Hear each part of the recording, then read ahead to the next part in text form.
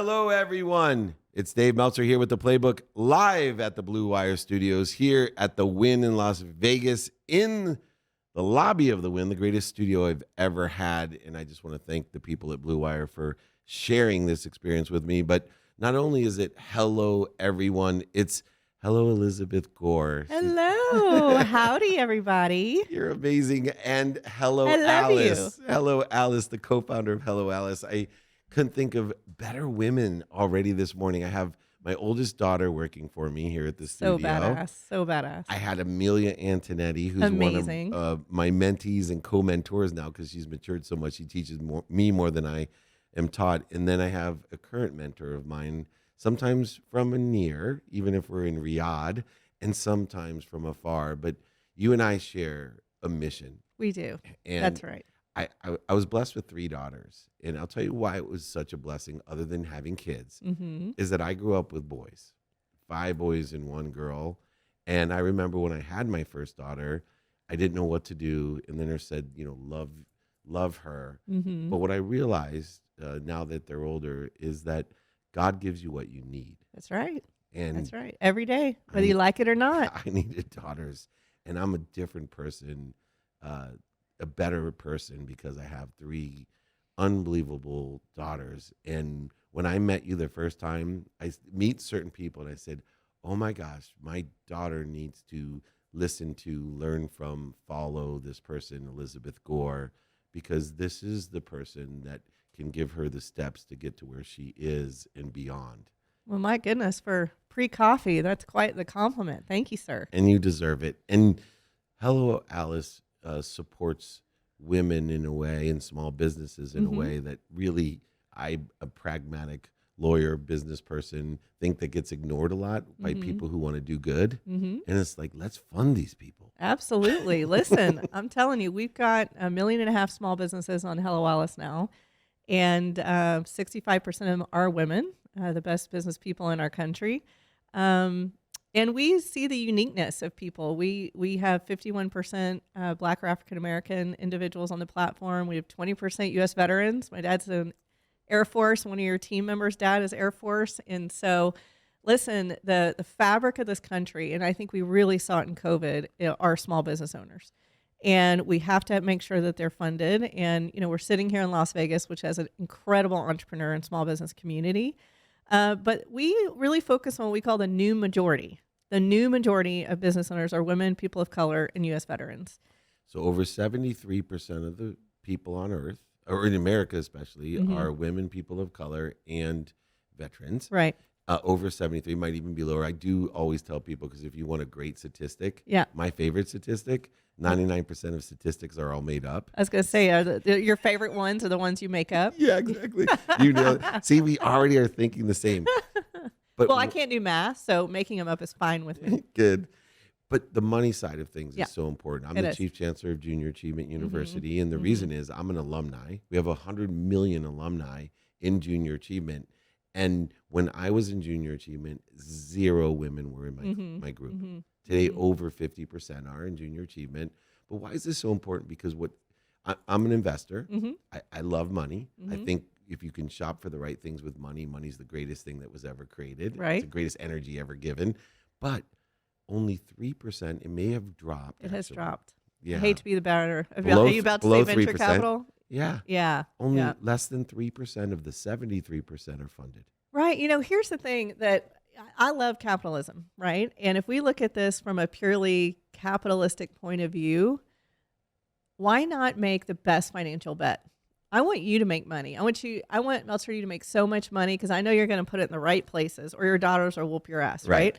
So women are an incredible bet. We tend, if we are funded at the equal, we tend to financially outperform our male counterparts.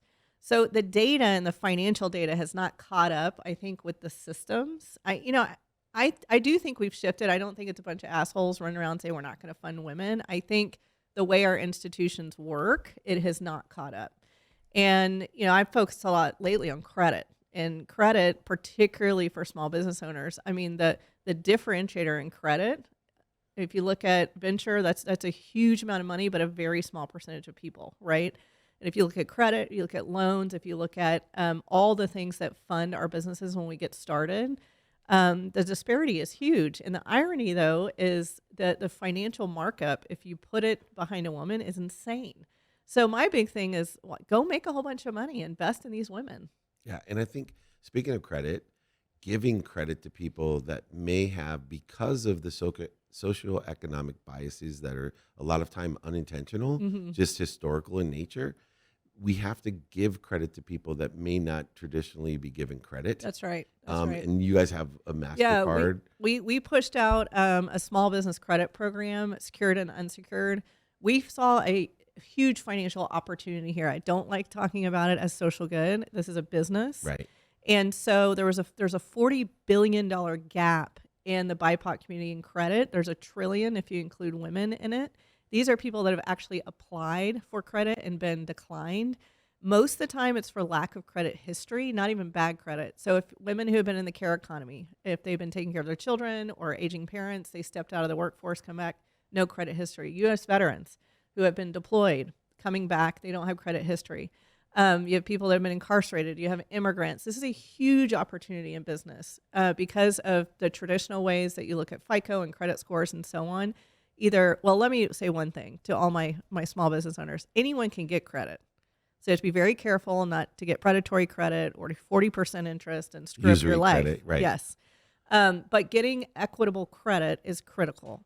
And most people, particularly post-COVID, cannot get a legitimate bank loan within their first 24 months. So operational credit is huge. So we're working really hard with partners to really understand how to break the system, to use new data. I'm later today at CES talking about how do we use AI and data science to actually use data to talk about, well, I have a functioning business, so I should get credit. Don't look at my personal credit history. Look at my business plan.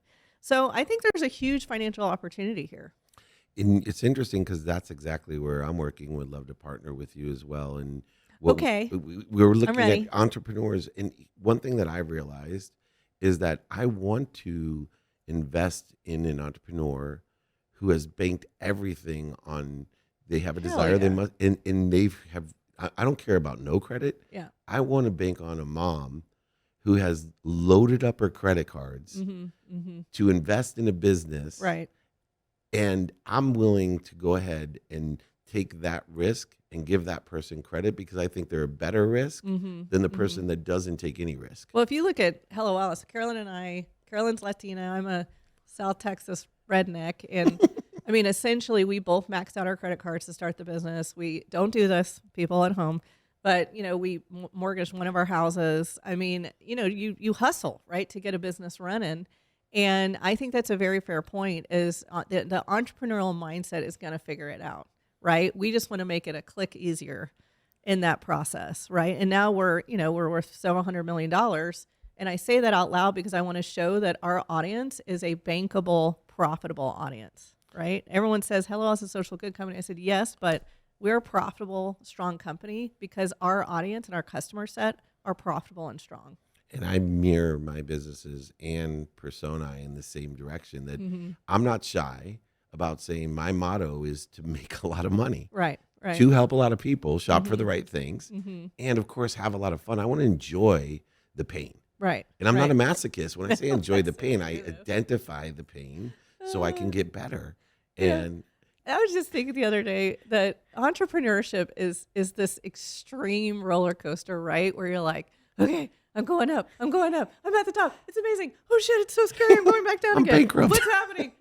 And then you spin around and then you throw up and then you're excited again. And then you get off the ride and you're like, that was amazing, right? But the whole process is crazy. And that's actually one of my 2023 pushes for myself is when you can have fun, you can enjoy, you got to do it because it is going to go back down for a minute. It won't stay down. I like crap rainbows. I'm a total optimist, but I have learned that it's not tough skin, it's scar tissue, right? You're going to get those bruises and bumps. So you have to enjoy it, right? Yeah. Totally. I have a new interview technique, right? I'm always trying to learn the best way to identify if you're aligned with our values and daily practices. So, I've been with Howard Behar from Starbucks who takes people out drinking and, learns about the way they treat people. I love this idea. So I'm going to find the scariest roller coaster I can find. And if they get off, right, and puke, and then say, I love it. That was amazing. And then even more, I'm like, do you want to go again? If they say yes, That's the key. then I'm like, you're hired. That's I don't the even need to look key. at a resume. I just want to see you puke, Yeah. say I love it, Yeah. and then tell me you're going to do it again. We should go do that together. It's this so is like a good. new show, right? Yeah, We'll yeah. just be like, how was it? Yeah, we could think of even more ideas like alternative interview process. I love it. No, I'm all over We'll get it. Claude Silver to back us, right? I like it. Right? I 'Cause like she's it. And I love perfect. roller coasters. So I'd be having fun and we're doing this. You're a genius. But we only meet in Energy. random places, right? Right. So we'll pick where there are roller coasters. Well, that's why Bravo's going to like it. Oh, I like Because we get this. the whole, here's the food we're eating beforehand. Blech. We get to see twice. Which time did it taste better before? Oh, God. The first time now or the you're second? going too far. Now There's you're Dave going Meltzer too at far. its best. Speaking too far, Yes. one of the other things love that too I've far learned points. is, I am a white middle-aged man. You are? I am. never noticed that. And a So lot of funny. times I think we separate ourselves from the support that we need. Mm-hmm. And I find sometimes resistance that, well, we don't want your help. Mm-hmm. Mm-hmm. And I'm like, wait a second. Yeah. This is the wrong way to go about it. Mhm. I understand, the discrimination that has occurred, the Mhm. unfairness that exists today, but why not? And it really excited me because at first I thought it was all women when I first met you. Mhm. And I love the fact that there's still about 30% of, Mhm. white middle-aged men Absolutely. in there that Yeah. are being supported as well. We love And- our men. Right. And Mhm. and why do you think so many people have a more separate comparative instead of a completion? They're in a competition. Oh, I think that's I do think there are environments, as long as there's an equity, there needs to be environments where people feel, especially when they're getting started, that there's a safe environment where I look across the table or I read something and I see someone I can connect Identify with, with, right. identify with. I do think that's important. However, particularly in business, if we get too siloed from the next person, we're leaving out a huge amount of customers, of partnerships. And we got a lot of pushback. We were originally just for women. And Carolyn and I both, there were so many men coming onto our platform anyways. And when we really looked and unpacked, they had similar but different disadvantages. Maybe they lived in an extreme rural environment. Or maybe that's just when we really started looking at U.S. veterans. Maybe it was a Latino gentleman who just couldn't get that first loan, right? And the other thing I'll just say really quickly, side note, is I'm a huge fan of data. And if you're able to segment based on, historic bias or data and financing, you really can create unique paths for individuals based on those unique challenges, right? And we all have challenges. Yeah. So I do believe that we need to have safe, comfortable environments, particularly in business, for people who identify with each other, but it needs to very quickly open to all of us. And that's just pure business in the sense of otherwise you're leaving out so much and so much potential. I think as it relates to competition or why some people make silos, I do think there's still a lot of hurt out there.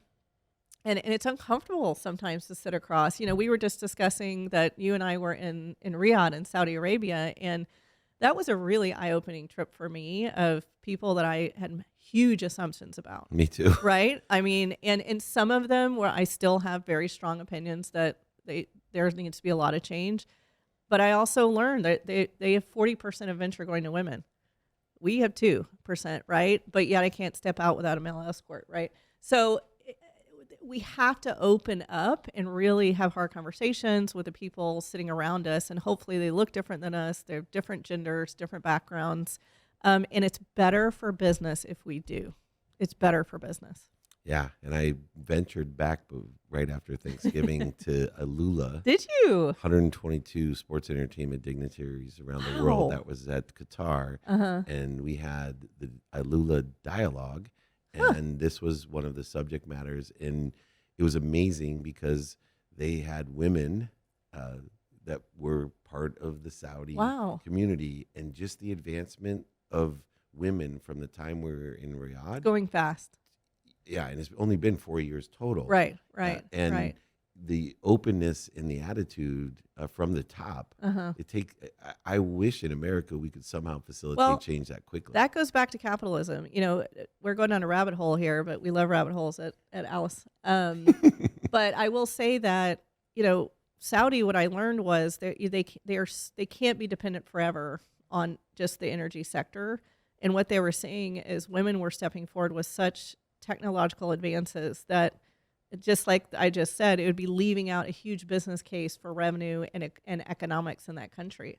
So that's why I keep going back to this capitalistic argument about women is invest, make your money. Also women tend to put 90% of their income back into their community and families, right? So it's also it's an economic bet for our community in addition to your wallet. And to that community, as a last point, it's not just credit, it's not just funding, but there's grants. The government, and I get frustrated a lot of times because of the awareness of help. And I'm someone that lost over $100 million because they didn't ask for help. And I see Don't the do same that people. again. Right, no, I won't. Yeah. But I see people that have $100 that don't ask for help. I mean, I can see why someone who had as much money as I do being arrogant enough and ignorant enough not to ask for help. Right. But man, go out there and ask Hello Alice for help because they'll show you what's available. No, we have millions of dollars in grants that we offer from our own balance sheet. And then we have navigation tools to help you find government grants, private, and it could be based on your industry, your gender, your location. And we help you navigate that and through data and segmentation. And here's the other thing about help. My favorite accidental thing on Hello Alice has been the peer-to-peer connections. You can connect with other small business owners, and these communities that have I don't know if self-built is a word this morning, but it is for me. But we have now the largest military spouse community that for small business on our platform. We have the largest Black-owned business center on our platform. And we did not create these. These were self-created by these business owners. And in COVID, they were pumping, helping each other. People are even helping each other go out of business with dignity and not ruin their credit. And the one thing I really worry about this year for business owners and entrepreneurs is ambiguity.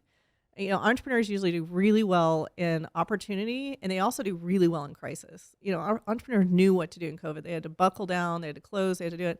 But this year, I mean, even if you listen today at CES, are we going into an economic collapse? Are we not? Jamie Dimon says this, someone else says this. And I think ambiguity is very scary for entrepreneurs. And so during this time, I think it's critical to listen to your peers, to reach out, to ask for help, to not isolate yourself. And the people that will know trends the most is the business owner sitting next to you.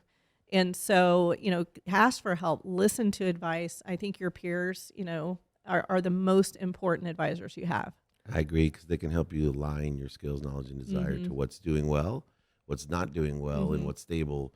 And those three areas are very simple ways to figure out what your best next steps are, so the ambiguity doesn't create procrastination or the overwhelmed feeling that paralyzes entrepreneurs and small businesses. It's that our roller coaster ride. I think it's the circle part. It's like, are we coming around? Are we not? I don't know. What are we doing? Well, hello, everyone out there. If you're not familiar with Hello Alice, you're making a huge mistake. It's a community of people that want to help each other and know people who can help each other. Is there something simpler that you can think of to get you where you want to be? Well, I'll tell you where I want to be. It's here in the Lobby of the Wynn, in our gorgeous studios here with Blue Wire Studios in the Lobby of the Wynn, with another gorgeous soul here with me today, Elizabeth Gore. Thank you for joining me. Thank you. I appreciate you. Love you, buddy. I love you too. This is Dave Meltzer.